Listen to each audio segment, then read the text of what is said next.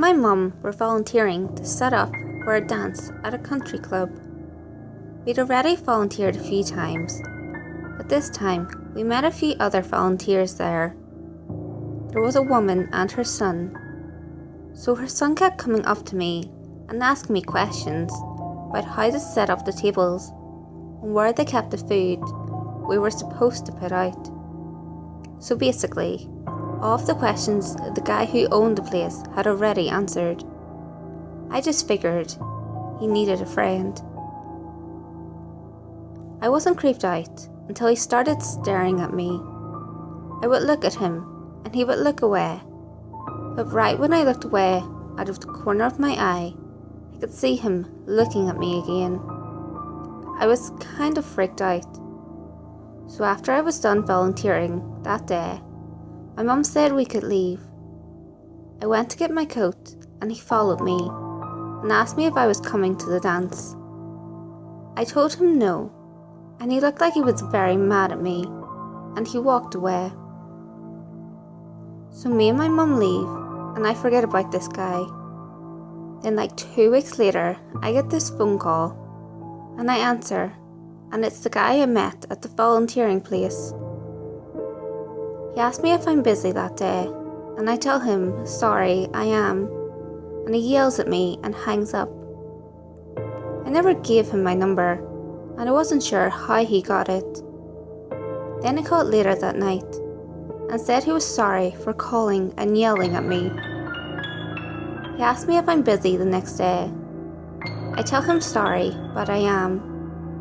He doesn't say anything, and he just says bye and hangs up. So basically, he just keeps calling me every day and asking me if I was busy. I got sick of him calling, and when he would call, I would have a family member answer and say I wasn't home. Then, in the middle of the night, I was up, and I was in the kitchen getting something to drink when I hear a knock at my slider door, and I see him standing there with a flashlight.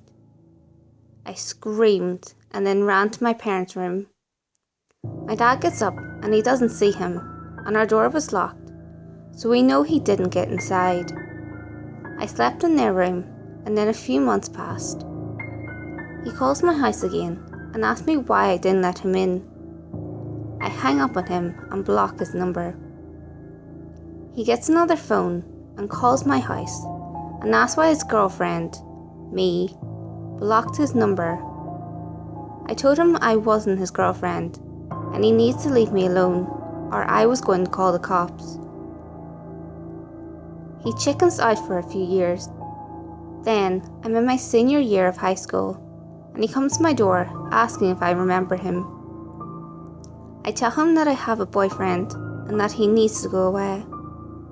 He waited outside my school in the parking lot, and then he asked if I wanted a ride. I tell him, no, I have a ride, and he gets mad and yells at me. I got a ride from one of my friends, and he follows us, so she drives around and eventually he gives up. A few days later, her tires are slashed. I'm asleep in my room the next night, and he breaks open my window and comes inside. I'm screaming at the top of my lungs, but my parents are on a cruise, and I'm the only one home.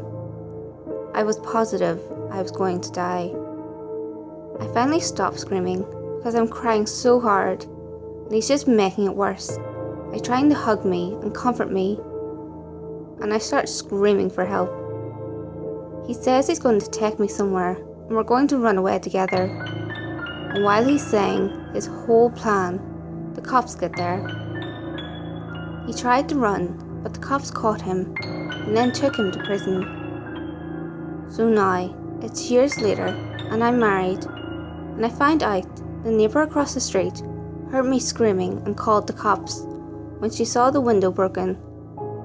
I also found out that the guy who owned the country club gave him my address because he said we left stuff there and he was going to bring it to our house.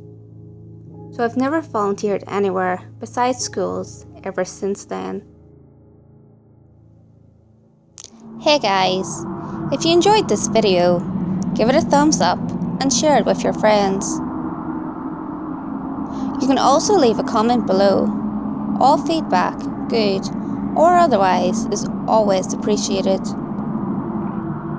If you have any creepy stories of your own, or have any topics that you would like me to cover, feel free to send them in via any of my social media.